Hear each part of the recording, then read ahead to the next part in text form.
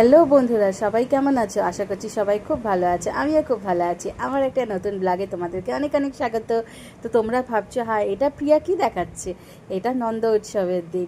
আমাদের এখানে খড়গপুরে যে সাই বাবা কমিটি আছে, তারা শ্রীকৃষ্ণকে নিয়ে মাথায় নিয়ে পুরো খড়গপুর শহরটা ঘোরানোর জন্যই নিয়ে গেছিলো। তো এইটা হচ্ছে সাই বাবার মন্দিরের একটু ঝলক। আর তারপরে যিনি সাই বাবা, যিনি শ্রীকৃষ্ণ ঠাকুরকে মাথায় নিয়ে ঘুরিয়েছিলেন, এই ব্রাহ্মণ, এনাকে এখন আরেকটা ব্রাহ্মণ ওনার আরতি করছে। তো দেখো এনারা আরতি, এটা সাউথ ইন্ডিয়ান স্টাইলে আরতি করছে, তো সেই কারণে এই যে নারকেলের উপরে কর্পূর দিয়ে দেখো কি সুন্দর ইনি আরতি করছেন। আরতি করে ঠাকুরকে ঘরে নিয়ে আসলো, মানে মন্দিরের ভিতরে নিয়ে আসলো।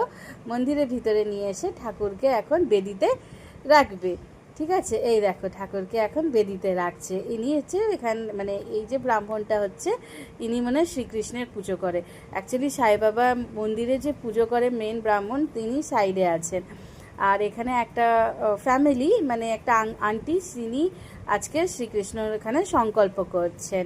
তো তোমাদেরকে সবটাই দেখাবো, তোমরা কিন্তু ভিডিওতে থাকবে, ঠিক আছে? ভিডিওটা একটু পুরোটা দেখবে, একবারে স্কিপ করে চলে যেও না, তাহলে তোমরা বুঝতে পারবে না। খুব সুন্দর ভিডিও হয়েছে, একটু ধৈর্য ধরে দেখো, ঠিক আছে? আর তারপরে হয়ে দেখো এই যে হচ্ছে দোলনাটা, এই দোলনাতেই নন্দগোপালকে এখানেই পুজোর পরে দোলনায় দুলাবে। ঠিক আছে, কি সুন্দর সাজিয়েছে, তাই না বলো তো? আমার তো খুব ভাল লেগেছে। আর ওই যে একটু চেষ্টা করলাম সাই বাবাকে ক্যামেরা বন্দি করার।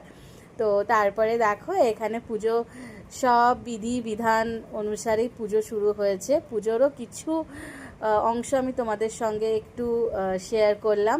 তো দেখো এই আন্টিটাই সংকল্প করছিল।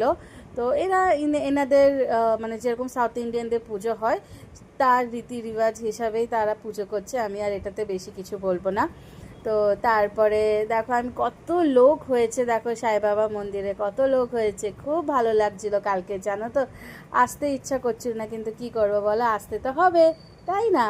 আর তারপরে দেখো শ্রীকৃষ্ণকে এখন দোলনায় দুলাচ্ছে, দেখেছো?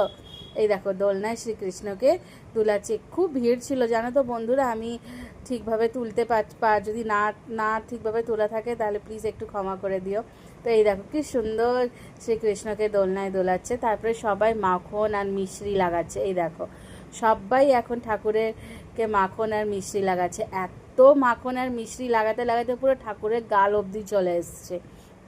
ঠিক আছে, আর কি সুন্দর লাগছে তাই না? একদম কিউট কিউট আমাদের গোপু সোনাকে লাগছে।